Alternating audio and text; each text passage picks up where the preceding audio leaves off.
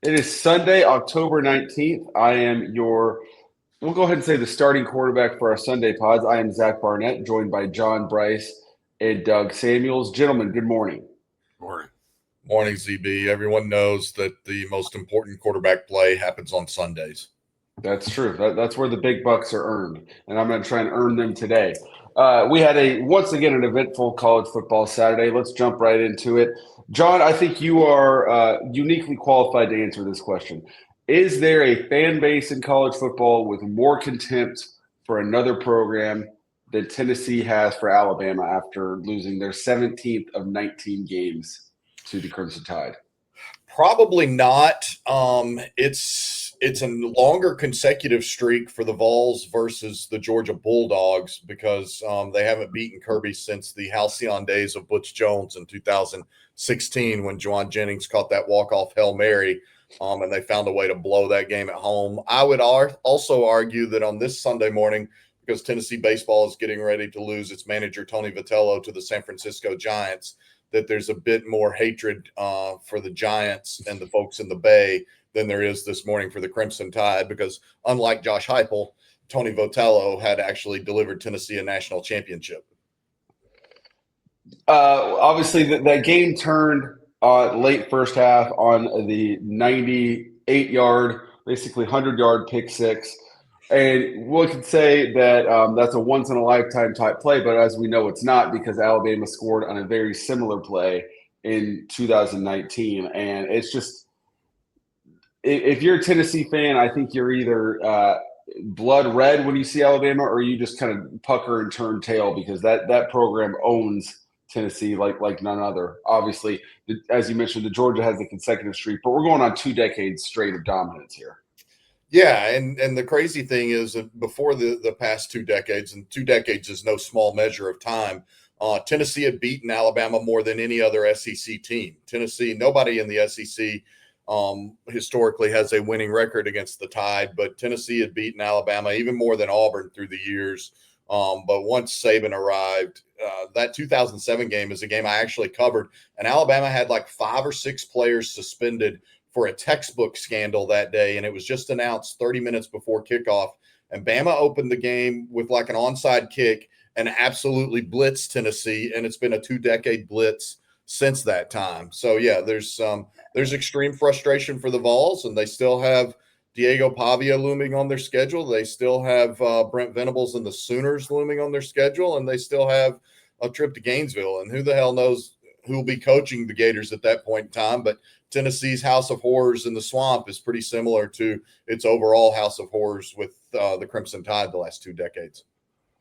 And I think we can safely say Florida State 31, Alabama 17 will go down as the outlier result of the entire season.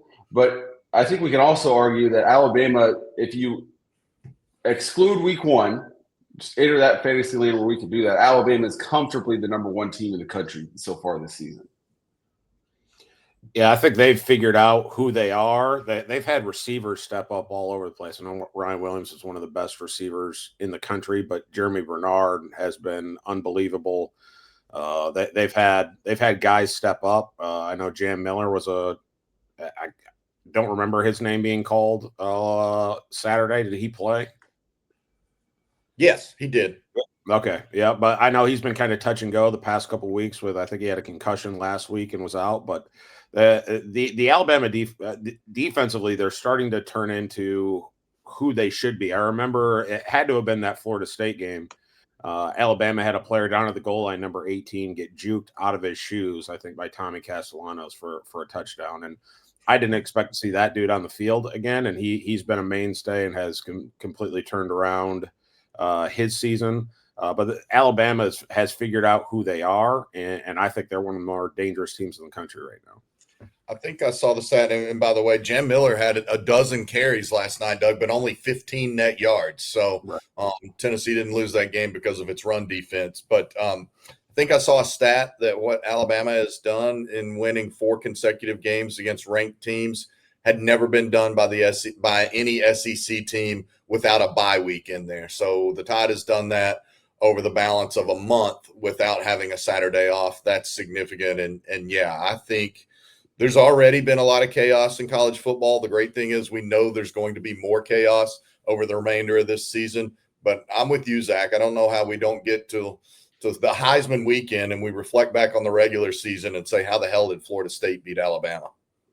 So over 5 straight games against the Power Five, Alabama has allowed 14, 21, 14, 24, and 20. So to your point, Doug, this isn't – they're not Ohio State's defense, but they're good enough that you're not going to get above 24 against them. And with the way they're clicking offensively, good luck holding them below 27. So that's definitely been a winning formula, to say the least, for Alabama. They get a bit of a reprieve. They're at South Carolina next week. And then after that, they're home against LSU, home against Oklahoma. So as of now, that would be 6 ranked opponents in 7 games for the Tide. And since you bring up South Carolina, I'll just note I've already talked to some people in Columbia this morning, and the quote was, "It's bad, man. I'm telling you, it's bad over here. I don't see any way this doesn't end up a 4-8 or 5-7 season." So that's the mindset of where things are in the land of the Cockabooses. Shane Beamer entered this season with his highest ever preseason ranking. And much like some other teams we'll discuss and have already discussed, we're going to see South Carolina massively fail to meet those lofty expectations.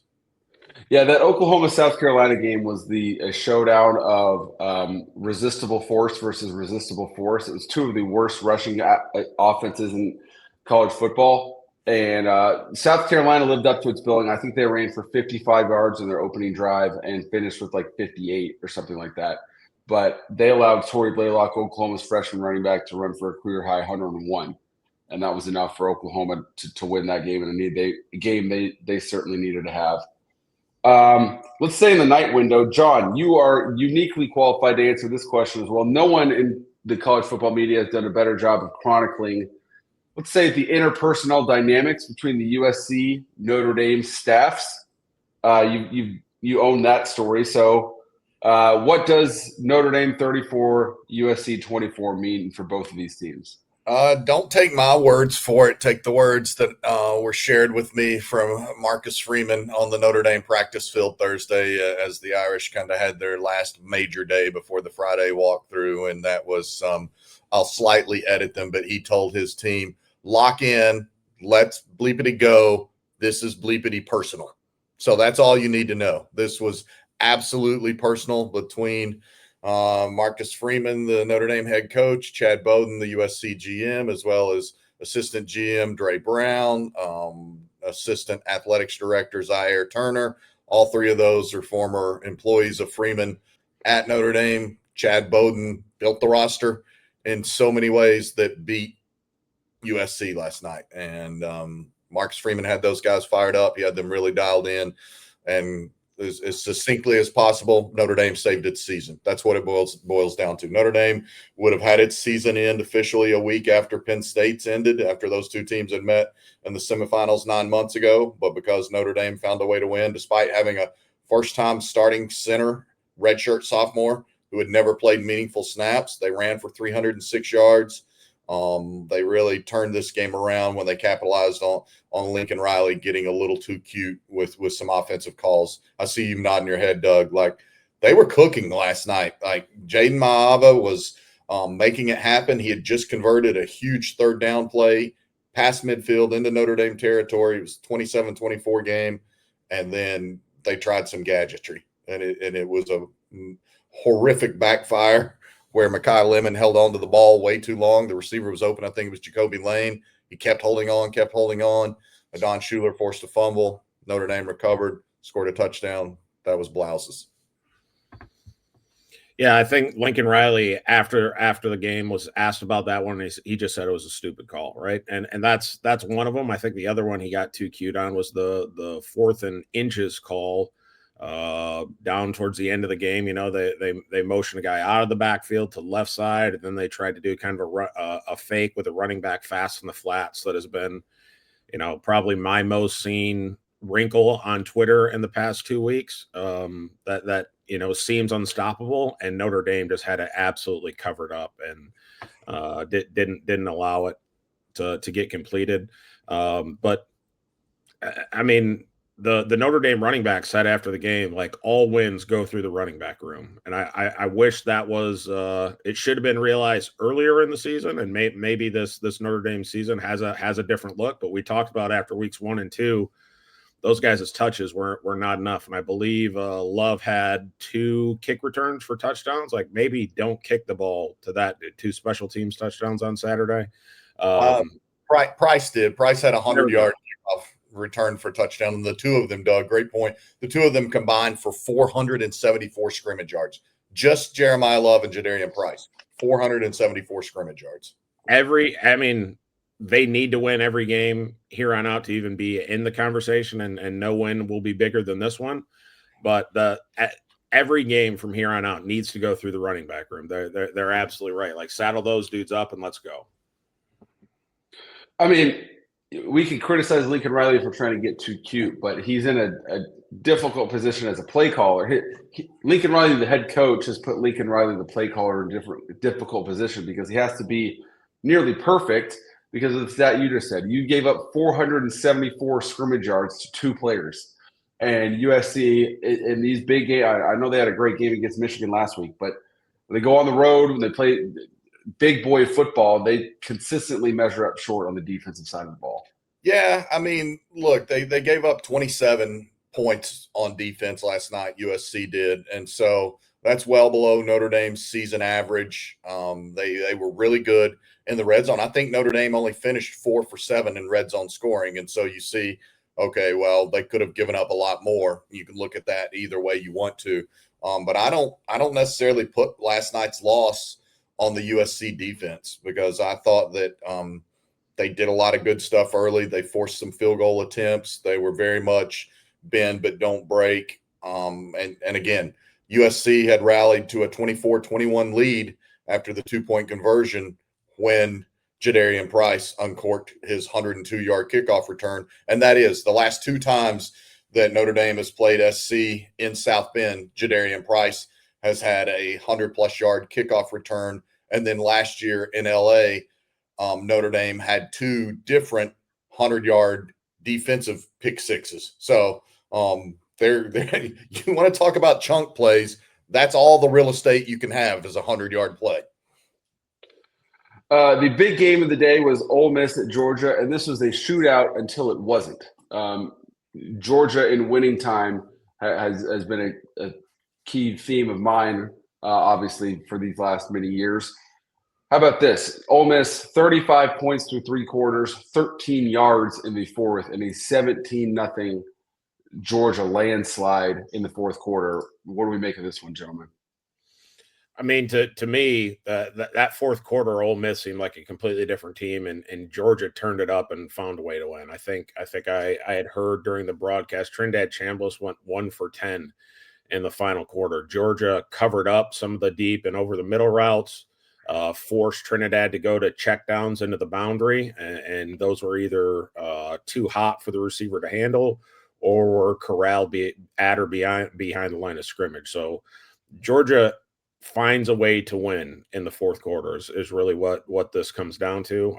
They really turned it up. I thought they were really impressive. Trinidad had a great 3 quarters. He needed all 4 of them for Ole Miss to have a shot, and he just didn't have the magic in the fourth quarter.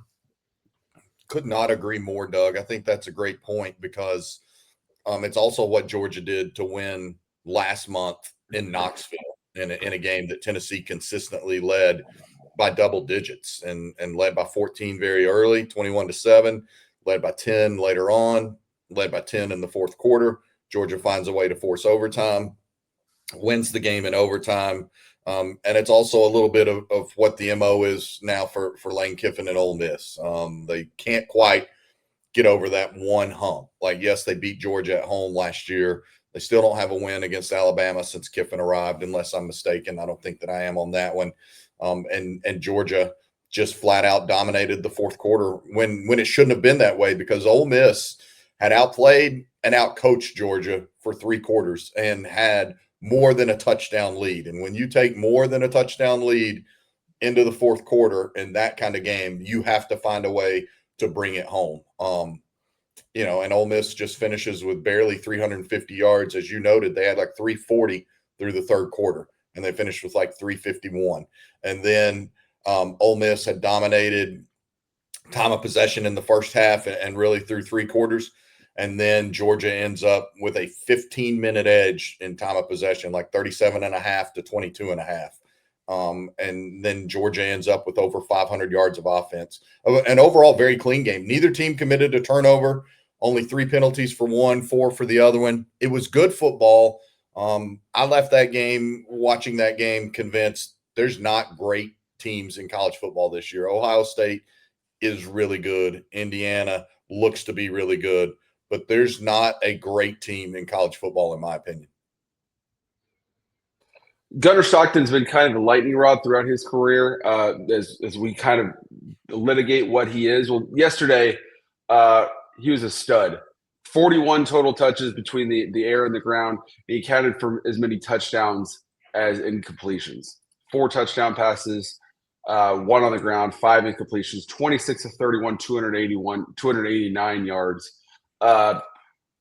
Georgia, to me, has kind of been a team that plays hard when they have to. And when they have to, they've typically been good enough against Alabama. They had to play hard that entire game because it was a shootout from the jump, and they had enough to win.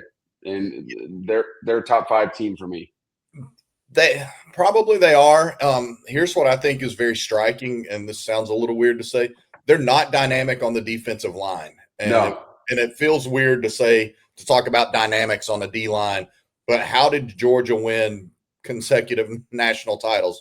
It was absolutely littered with NFL players on its defensive line, guys that could cause havoc in the interior and guys that could kill you off the edge, and they just don't have that. And so all credit to Georgia, especially for the way it won at Tennessee and the way it found a way to save its season yesterday. Also, complete credit to them. But this Georgia team just does not strike me as particularly dynamic on the defensive side of the ball, and that's just not what Kirby Smart has been known for. I should amend my statement. I have them ranked number 6 this morning. Ohio State, Indiana, A&M, Alabama, Georgia. Let's stay in the SEC. One team that's not going to be in anyone's top 6 moving forward is LSU. But let's start with Vanderbilt after that 31-24 win. They were underdogs by ranking, but favorite in Vegas. The Alabama win is the Alabama win they had last season, but this one puts them at 7-1. So in a way, I think this is more satisfying to go out and get this one than the shock factor of beating Alabama. Do you guys think I'm crazy for that statement? 6-1, I believe. 6-1. Okay, yeah, 6-1.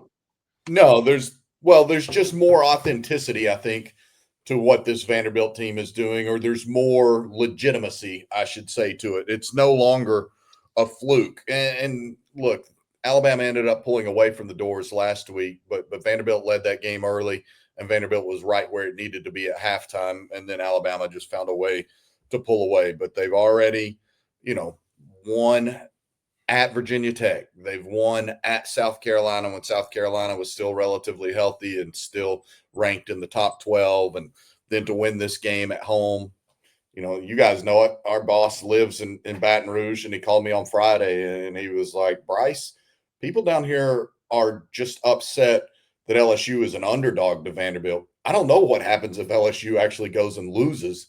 And, Diego Pavia was the X factor. And actually, the home crowd was an X factor for Vanderbilt, which is, I don't know, maybe it's the first time in my life I've said that, because the home crowd was stunned that they beat Alabama last year, but the home crowd was a factor in beating LSU yesterday. I think that nails it for me though, JB. Like when that went against Alabama, you could be really happy with it, but be considered kind of a fluke in the grand scheme of Vandy football. And to now have a top 10 team in your backyard at your home stadium and be able to knock them off says everything about what Clark Lee has done there. Like, it's become the expectation. It's the expectation in Vegas. It's the expectation in the Vandy locker room. It's the expectation because guys like Diego Pavia, Jerry Kill, and Coach Beck are there. Like that is a huge statement on where Vandy football is right now, and might be something we're witnessing 2 of the best coaching jobs in college football in our lifetime, in my opinion, in Clark Lee and Curt Cignetti. I mean, to turn around programs like Vandy and Indiana is unbelievable. And Clark Lee needed some time to do it. Cignetti didn't need all that time to do it, but nonetheless, it's two of the best coaching jobs in college football history.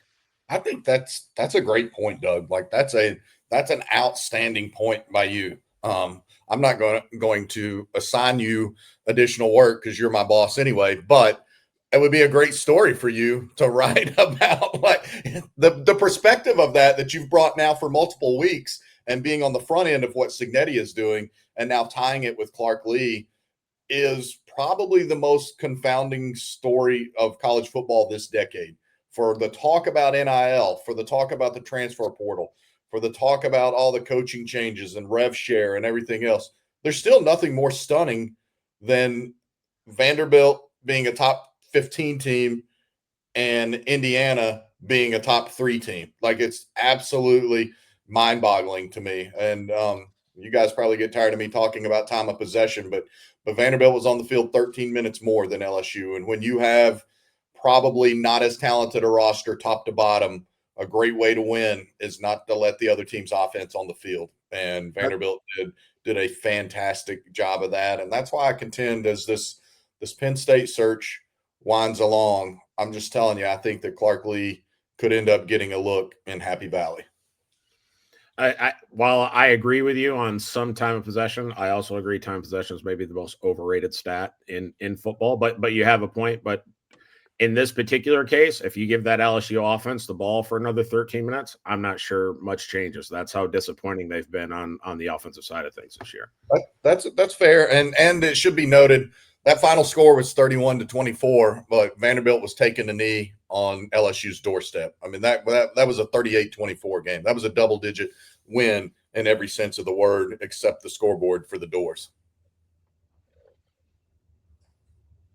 This game does not deserve to be mentioned, except for the fact that it's been a significant source of controversy on this podcast. So I'm going to go ahead and mention it now against my will, but it's my journalistic duty to mention Texas 16, Kentucky 13 in overtime. And one of us mentioned that this is a very possible Texas loss, and the offense did everything they could.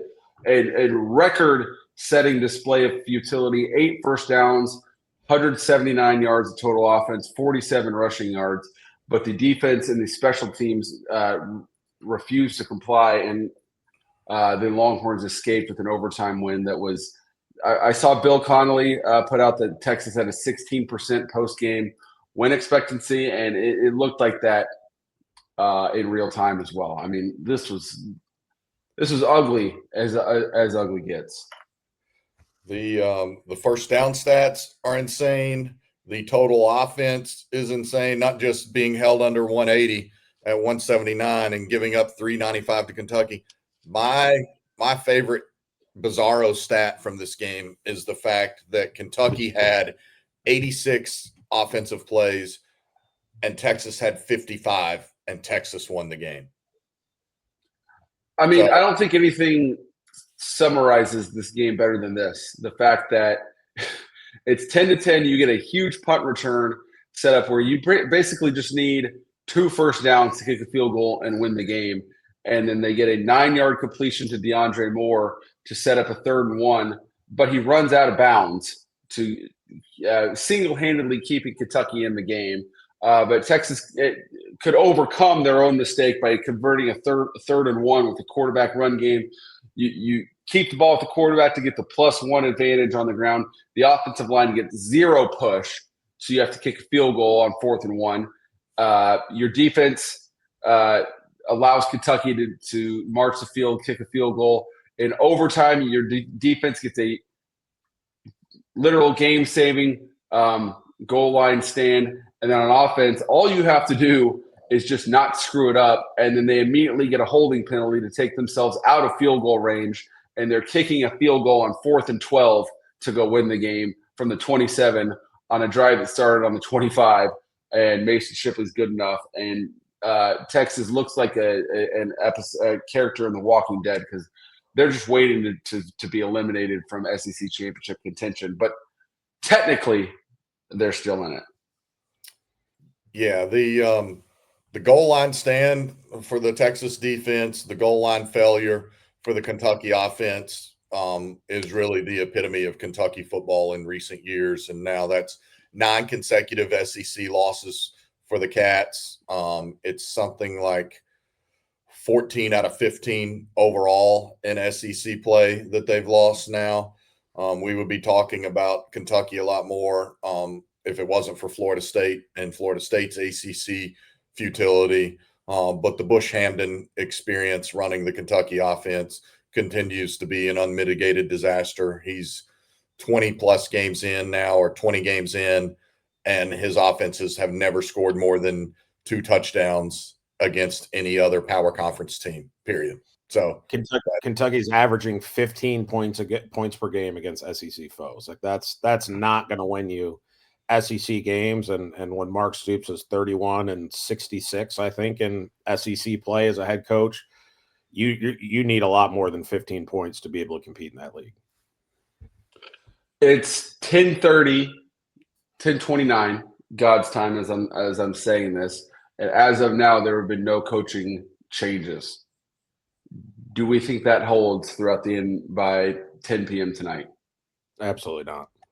No. I've already got other people texting me if the over-under today on coach dismissals is 1.5, and I probably would take the over, and I would start by training my telescope southward to Gainesville and northwestward to Madison, Wisconsin. And I think those are the 2 epicenters for Carousel Sunday this week. And then there's some others that you definitely cannot rule out. The heat continues to absolutely intensify in East Lansing, and nothing that happened this weekend will dissuade that.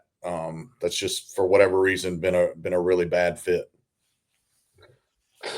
I was going to set the over-under at 1.5 as well and take the over.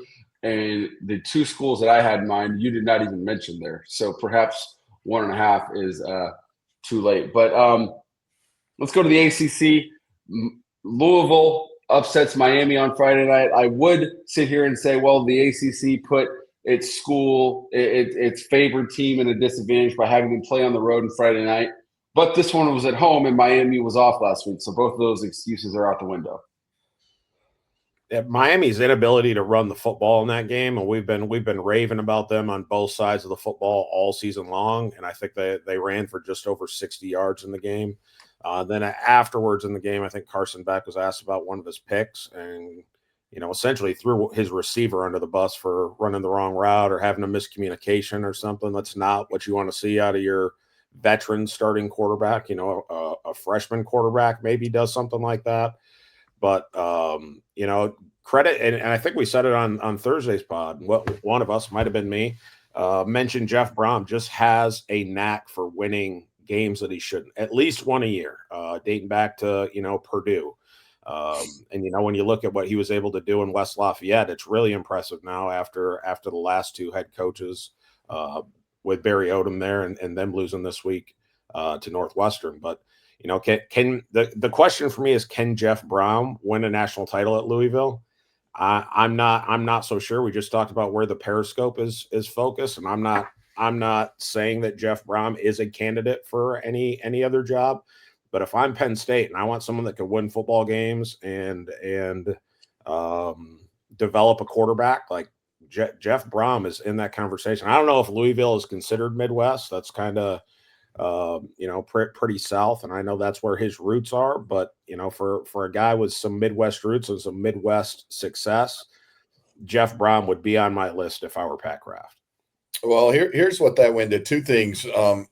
Carson Beck throwing the guy under the table. You say only a freshman does that. Only a freshman, or maybe Tua Tagovailoa, since he did it last weekend for the Dolphins. So it must be a South Florida quarterback thing that you throw your teammates under the bus. Also, if that's your first interception of the game and you've thrown for 400 yards and you've been dazzling, you can probably have a little more equity, even if it's ill-advised, to throw your teammates under the bus. When it's your 4th interception, maybe show some humility. I don't know. I'm talking crazy, I guess. But big game Brom strikes again. You did say it, Doug. And I didn't necessarily think Jeff Brom didn't have that capacity. I just didn't think it would be Friday night, in Hard Rock Stadium when Miami had so much time to prepare and had so much to play for. Now the Cardinals are identical 5-1 as Miami is, and looking at Louisville's schedule, they're probably going to be favored in every single game the rest of the way, with the potential exception of maybe being a slight underdog at SMU in late November. But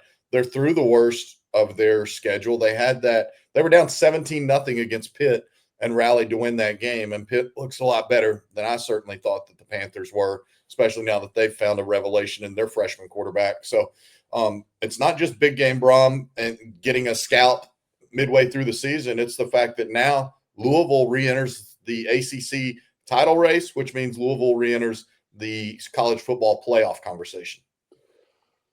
This is from the I'm not saying, I'm just saying department. Where did James Franklin struggle at Penn State? Identifying and developing quarterbacks winning big games. Jeff Brom, quarterback guy. He's getting something out of Miller Moss that even Lincoln Riley did not get. And according to the NCAA, Jeff Brom is 4-0 in the regular season against AP top 5 teams. Well, I've seen a couple of those in person because 2018, I covered Ohio State at Purdue, and that was an Urban Meyer coach team, and Purdue beat them 48-20, I think it was, and just absolutely walked the Buckeyes all night long. And I think Schiano was still defensive coordinator then for the Buckeyes, and Ohio State was obviously loaded with talent and had so much to play for coming into that game, and Purdue just paddled their booties. We are over 30 minutes in, and we haven't even mentioned a wild day in the Big 12. Texas Tech had played like the closest thing to a perfect team we've seen through the first half of the season. No one had come within 20 points of them until Arizona State did. And Arizona State built a lead, gave it up, and then got it back with a heroic touchdown drive to go win that game. Texas Tech, Baron Morton, their starting quarterback, seems like he's one of those dudes that's unavailable more than he's available. And it finally caught up to them yesterday when Will Hammond played like a backup redshirt freshman quarterback, making his first start on the road. Yeah, Texas Tech had been averaging over 560 yards of total offense with Baron Morton pulling the trigger, and Saturday they managed about 275 yards. So to say he is vitally important to that operation is perhaps the understatement of college football. He's just, if Tech's going to live up to where this season can go, he's got to find a way to stay healthy. And speaking of where this season could go, the shine off BYU's visit to Lubbock here in a couple of weeks is taking a little bit off, but BYU did its part in fending off Utah 24-21 in a beautiful, absolutely beautiful color versus color game at Lavelle Edwards Stadium last night.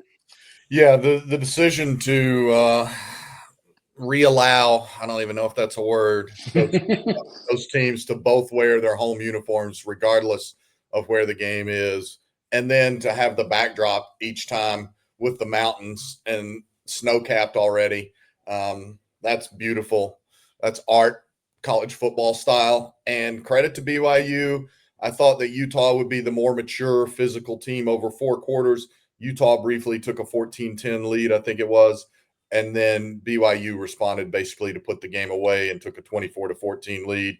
Utah got a late score in desperation mode, but BYU predominantly controlled that game and really showed me a lot. Like I think I used this line on this podcast before.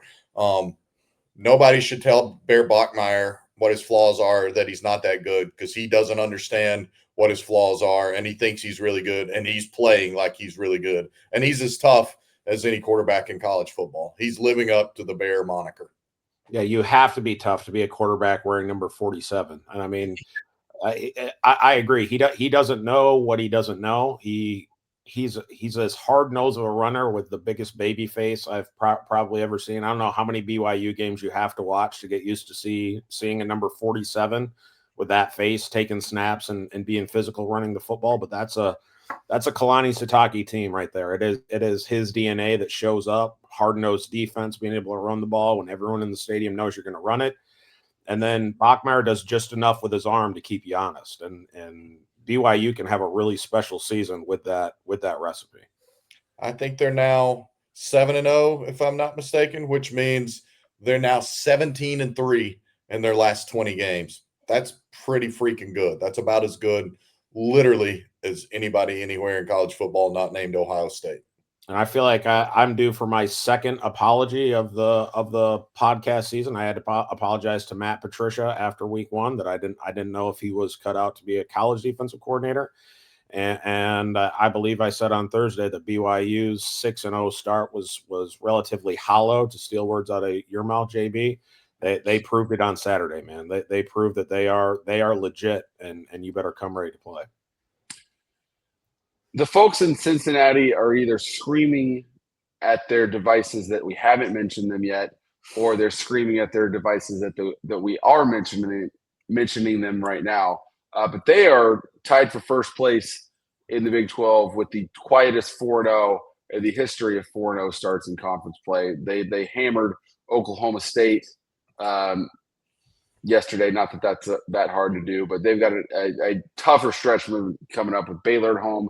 Then they're at Utah, and BYU comes to the Queen City later on this season. No, Queen City's Charlotte. I don't know, the spaghetti city of Cincinnati. I don't know what their real nickname is. Moving on. Well, they're both Queen cities. They are. Yeah, my Okay. dad grew up in Cincinnati, and I would note that on the Bearcats, you're right. The win against Iowa State made me a believer. Scott Satterfield's got him 6-1 after we've discussed on this podcast. He was nearly run out of town last December. Cincinnati put a bunch of stuff out last night into this morning about being bowl eligible, and Scott Satterfield was in the locker room post game talking about, we're going bowling. Now let's keep going so we get to go to one of the really good bowls. I didn't love that. Don't talk about bowling. Talk about the fact that you're in the playoff race, or don't talk about it at all. Just focus on next week. So I didn't love the going bowling. I saw it from them and somebody else this morning. Oh, Virginia. Virginia, you're freaking first place in the ACC. Don't dwell on the fact you got a safety to cap an insane comeback against middling Washington State to win 22-20. I understand it's progress. Stay in the moment, in my opinion. Doug knows so much better than me. But I just didn't like the going bowling stuff from those two teams. I thought it was unnecessary. You're bigger than that. You've already proved you're bigger than that. You don't need to tell everybody you're bowl eligible. But when you're a head coach that enters the season on the hot seat, the proverbial hot seat, you've got to celebrate stuff like that. Like we might not like how they did it, but when you flip the script, you've got to celebrate the little moments. The other team that I saw kind of celebrating that's maybe a little more fitting was Timmy Chang's program at Hawaii. They were bottom of the league and considered written off for dead for a long time. For those guys to celebrate going to the bowl, which to me, you're leaving to Hawaii to go to a bowl. You might be in the famous Idaho Potato Bowl or something like, who knows where you end up. You want to play at Hawaii, but for them to get bowl eligible, I think is a big deal. That one is. You're exactly right. And they've got some real wins this year. I mean, they beat Stanford earlier. They've been a factor in their conference. Another impressive, I think, road win yesterday. So yeah, the Rainbow Warriors bowl eligible. 6 wins already. Go figure. 6 wins for Hawaii, while Florida State still seeks its first ACC win. How about this? UAB ended the nation's longest active winning streak in game 1 under interim head coach Alex Mortensen. I mean, that might be the result of the day, pound for pound.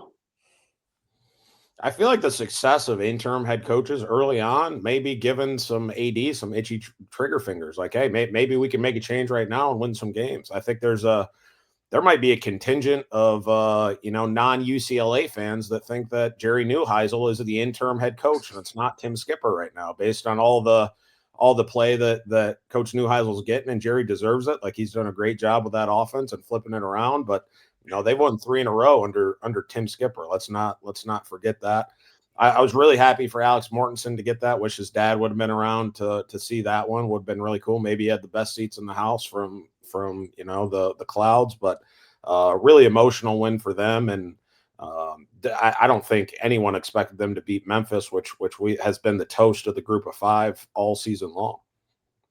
Yeah, and as Zach alluded to, Memphis had an incredible winning streak that dated back to last year. They had everything in front of them in terms of playing for that G5 playoff spot and being in the best position to play for that G5 playoff spot. Just a really poor loss for the Tigers and their first loss to UAB in 14 years. Wow. Doug, to your point, I don't know who it's from, but I saw a graphic of a UCLA win from one of the national networks. I don't know who, that had Tim Skipper's photo on it. So I was like, oh, they do know who the actual head coach is. Maybe all that noise had gotten to them. But yeah, I'm with you. It was a little bit uncomfortable, the shine that Jerry Neuheisel was getting. So I was relieved to see that they actually recognized the head coach in this situation. John, you mentioned this. Do we think there are imminent changes, in your opinion, at Florida State or Auburn, who were both of those teams looking for their first conference wins? Excuse me. I think there's going to be a freeze out on the Plains. Is it today? I haven't studied their schedule enough, but in talking to enough people, I think it's now inevitable. And that was an imminently winnable game for Auburn yesterday. They were up 17-10 at home. They keep finding ways to lose instead of finding ways to win. They keep finding ways to be the second worst offensive team in the SEC behind only Kentucky. At home, chance for not a signature win, but a facsimile win against a Missouri team that's ranked and well regarded this year, and you just find a way to not get it done. Then you're up 17-10, and then you can't do anything in a couple of overtimes, and you end up losing 23-17. And I'm confused that it's not worked out, but it has just not remotely come close to working out for Hugh Freeze and this go around back in the SEC. And it's now there's talent on the roster. That's the thing that, like, I'll always defer to people smarter than me, and there's a whole bunch of them. But when I talk to NFL scouts or some NFL assistants or even other coaches around college football, they're just like, what is Auburn doing? Like, they've got players. They've got players, and they can't find a way to put it all together to make enough plays to win a game of substance on the weekends. I was told a long time ago by a family member back well before I was married, like, you don't break up with your girlfriend unless you have a backup option. And I feel like ADs need to hear that advice. Like, if you're Penn State, you don't make a move on James Franklin unless you got the next guy lined up. And maybe they do. But if I'm Pat Kraft and I make that move, like, I give Kurt Signetti everything that he wants. For Auburn, like, who are you going to hire better than Hugh Freeze? I think Hugh Freeze is a really good football coach that has come up short for whatever reason. But I know every coach has every AD has their list in the top drawer of their office, right, of your top 5 guys. You better be able to go get one of those guys, because if you don't, you're going to be paying for it with your job too. So that's got to be at the forefront of athletic directors' minds at this point. Like, if you're going to break up with your head coach, you better have plans in place to hire someone a whole lot better. And we're talking about a bunch of blue bloods being open. You're going to be paying a big buyout. You're going to be paying up big time for the next head coach. You better know who the heck you're bringing in order to make a move like that. What about a James Franklin? You're not paying a buyout there. I mean, he's won a boatload of football games. He's won more than either of the last couple Auburn coaches, and you don't have a buyout. I don't know. James Franklin made it abundantly clear he wants to get back into coaching. Auburn would have viewed James Franklin as a good hire 2 years ago, probably 1 year ago. Honestly, James Franklin would probably be the coach at Florida right now if Florida had made its move a year ago with Billy Napier that seems imminent now. So crazy how quickly the sport changes. And you're right, Doug. This is shaping up to be the carousel of the decade, if not the biggest carousel of the 2000s. Yeah, I'm already feeling. We had a reader send us in his own fantasy nuclear winner. So I'm gonna have to outdo myself with what's coming already. We're 45 minutes in. Give me a result from the weekend that we have not mentioned that you feel like merits mention. I'll go ahead and start since I put you guys on the spot. Yeah, I have 2. Number 1, SMU getting a revenge win for the ACC championship at Clemson. Obviously, Clemson's nowhere near the team we all thought they were going to be. But if you're SMU and you go on the road and beat the blue blood of the blue bloods within the ACC, that's satisfying. And then TCU beating Baylor at home to get a win in the rivalry. I believe that's 9 out of 11 for them. I didn't think they would play good enough pass defense to slow down Sawyer Robertson. They gave up 36 points, so they slowed him down just enough. And that one was one of those where they had a weather delay. They went in the locker room for like an hour, came out and played 2.5 minutes of football, then went back in the locker room for a second time, then came back out and had to finish the game. Both of those weather delays happened in the fourth quarter. So a mental toughness win for Sonny Dykes and the Horned Frogs. I'll go with 2 here. One of them I think I talked about on Thursday's pod. Minnesota just absolutely walked Nebraska, and that was 24-6. Almost doesn't do the dominance justice. And maybe you just study that 14-play, 98-yard drive that Minnesota had that not only ended in a touchdown, but ended with its ownership of Nebraska's soul. So that's a big one for me. Jared Parker and Troy moved to 5-2. Their 37-14 win at ULM. That's significant. And one of those losses was at Clemson when they led that game 16-0 early in the season, maybe week 2. So those are a couple. FCS style, Presbyterian and Tennessee Tech remain undefeated. I think both of those teams now maybe have college football NCAA Division I's longest winning streak. I know the Blue Hose of Presbyterian have won at least 11 in a row. Tennessee Tech is 7-0. They won their final 3 or 4 games a year ago. So both of those teams, I probably use the word unprecedented too much, but it is unprecedented success for Presbyterian and Tennessee Tech. They're doing it in remarkably different ways. Presbyterian, not a scholarship school. Tennessee Tech getting Bobby Wilder, who built Old Dominion from the ground up. So a lot of kudos to those 2 teams, as well as the aforementioned FBS teams. I got a few quick ones before touching on a few lower level games. Bob Chesney and James Madison just absolutely thumping Old Dominion. And Old Dominion beat Virginia Tech and arguably cost Brent Pry. Was the straw that broke the camel's back for Brent Pye. So Bob Chesney continues to build an impressive resume with the Dukes. UConn beating the Bill Belichick coaching tree at Boston College, dropping Bill O'Brien to I think 1-6 on the year. Not great things happening at Boston College. Bill O'Brien was said in his postseason presser like he doesn't know what's going on, so he's got to figure that out. Then at the small college level, Battle of the Valley, Saginaw Valley beat Grand Valley State, I believe a top 5 or top 10 program in Division II, 20-19 after a couple of Scott Wooster's gambles didn't pay off for the Lakers. That's a big win at the Division II level for Ryan Brady and the Cardinals. And then something I'll be writing on here either today or early tomorrow, a 3-year losing streak at the Division II level comes to an end as Northern Michigan ends their 3-year losing streak, something like 25 games or something like that, beating Roosevelt University in the Chicagoland suburbs pretty handily. And when we talk about Northern Michigan's 3-year losing streak, a handful of those losses for the Division II program in the Northern Woods of Michigan were to Division III programs at places like Alma. That's a really good top 25 Division III program. They hadn't won in a long time. For them to get a win is really big for the Wildcats. We have a story up on the site of Division III running back Curry College's Monty Quinn set the NCAA record for single game rushing yards, ran for 522 yards, 7 touchdowns. And if that wasn't impressive enough, he did it on 20 carries. So sorry to all the Division I coaches out there, but he's a senior. So he's going to be out of eligibility after this season, but shout out to him. That's it for us. Thank you all for joining us. We'll be back Tuesday with the full squad. Enjoy your weekend.